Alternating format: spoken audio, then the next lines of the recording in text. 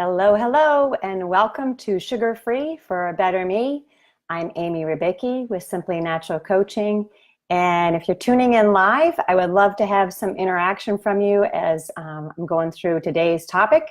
If you're checking us out later, please feel free to add a comment and share your thoughts and maybe even what you plan on doing this week after you've listened to all this. So why are we talking about sugar today? Well, I started this series because sugar has been a part of my journey to where I am today. And just a couple years ago, I set out to become a coach after teaching health and wellness for 30 years, both to adults and then to students. And it wasn't until I was in my training to become a coach that I even recognized that I had challenges with sugar. Because during my training, I uncovered multiple lifestyle habits that I did not even know I had. And they were directly linked to how I was doing things in my life that were contributing to my sugar cravings. And so through my training, I was being coached by other coaches in the program. And I learned first what I was doing and recognized it, and then learned how to do things differently and started to think differently and even started to believe different things about myself. And so sugar has been a part of my journey. And as I set out to become a coach, I really recognized that millions, if not billions of people are challenged with sugar. So for the last couple of years, it's been kind of a focal point of my coaching. And I've been trying to help people simply kick sugar because I do recognize how challenging it can be. And so what are some of the health risks? Well, some that you may know that are pretty easy are energy. Energy can be a contributing or a struggle that we have when we're having trouble with sugar. Weight gain. So if you have excess weight, maybe those last 10 pounds that you just can't lose, and maybe sugar is part of that. Other things like, conditions, skin conditions, joint conditions, energy conditions. Those can all be contributed by sugar. And then we go into bigger health risks where they are linking sugar to type 2 diabetes, heart disease, cancer, even Parkinson's and Alzheimer's have a link to excess amount of sugar in our system. So why do we continue eating so much sugar if we know that it's not good for us? Well, there's a few reasons, but the first one is that knowing something, having knowledge or information, which we have an excess amount of today and it's very accessible, does not translate to motivation, to follow through, and to transformation. So just because we know something doesn't mean that we're going to change anything we're doing. The second reason I want to focus on more today is that, not the second thing. There's a few things. One, sugar is very easy accessible. It's in so many foods. It's easy to turn to sugar, to just get sugar. And it's highly addictive. So let's talk about that for a minute. So what happens when we eat something that has a large amount of sugar? Well, our blood sugar spikes. And when that happens, our body releases insulin. But it doesn't just release a small amount because there's a lot of sugar in our system. It releases an excess amount of sugar, of insulin, to compensate for the sugar that's in our system. And when we have an excess amount of insulin in our system, where does it go? Well, it ends up being stored as fat.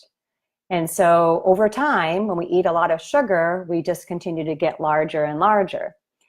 The second part to that is after the insulin is released and it brings our blood sugar down, it comes down very quickly. And then we have that crash. So then we go searching for some food that is going to give us that high again and has a lot of sugar in it. So we start going on this cycle, and we really do go on a physical and emotional roller coaster over our day if we're eating a lot of sugar. So it definitely is both physically and emotionally addictive. And so why do we want to stop eating it? Well, first, we know that it's contributing to health problems, and we have to want to do it. So only you can decide if you really want to make a change. Just knowing something isn't going to make you change it, or we would have done it already. So there has to be a reason why, and it could be you're tired of feeling the way that you are feeling. Could be that you want to have better health. You want to not have those diseases that sugar can be linked to. So what is the motivation for even reducing or eliminating the amount of sugar you're eating? And I want to give you a couple of solutions, but I'm only giving you a couple at a time because, like I said, information does not translate to motivation, follow through, or transformation. And so when I work with a client that's trying to kick sugar, and I don't give them everything at once. We do things in small, bite-sized steps so that they can create new habits that turn into behaviors that last. And so that by the end of the time frame that we're working together, they've created a new way of doing things that become simply natural. So the goal is to create a lifestyle change versus temporary fixes that don't really bring the transformation, the results, and the change that you want.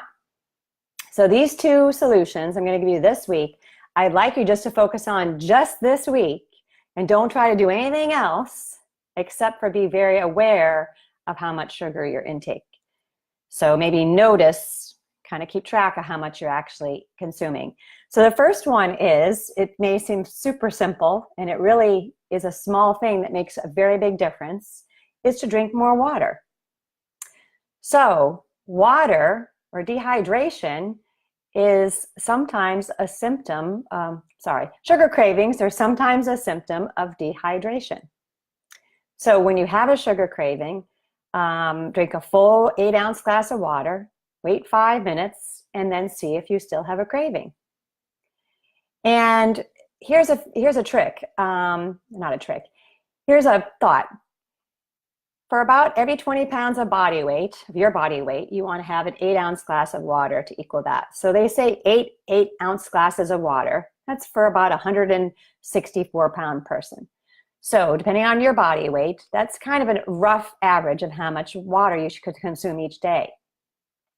Now, if you're active or you're outside in the heat, or you drink caffeine or coffee, those are things that you're going to want to have even more water intake for. So here's how I manage it in my life to make it as easy as possible for me not to forget to drink water. Is first I have a glass of water by my bedside. First thing in the morning, I drink that glass of water before I do anything else. Then during or after breakfast, I have another glass of water. Through the morning, I have another glass. Lunch, the same thing.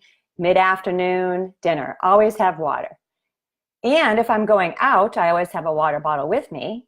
And that way I'm sipping it throughout my day. I plan accordingly so I know where the bathrooms are.